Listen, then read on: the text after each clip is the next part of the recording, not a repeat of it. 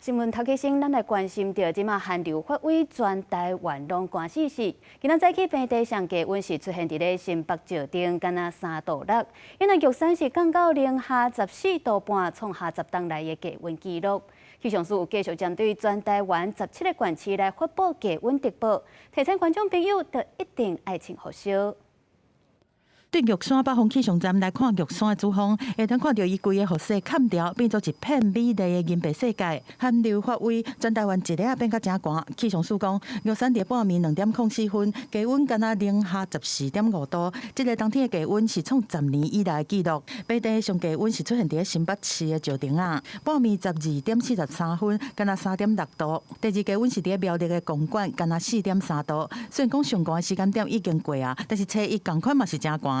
最冷的大概就是今天清晨这段时间，所以明天清晨的话，相对来说会比今天稍微再回升1-2度，我回升的幅度没有特别多，不过整体来说还是比较寒冷这样子。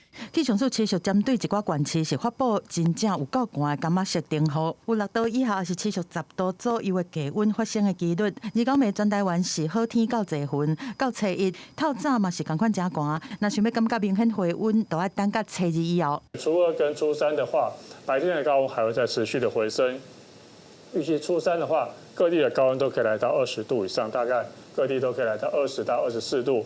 另外，讲暝国道交通一般来讲，阁算是真顺，不过对初一开始走春，高公局预估会开始有较侪车去到东部。国五南向南港系统到头城路段，预计从早上6点开始就会有车流出现，并将持续到下午的6点。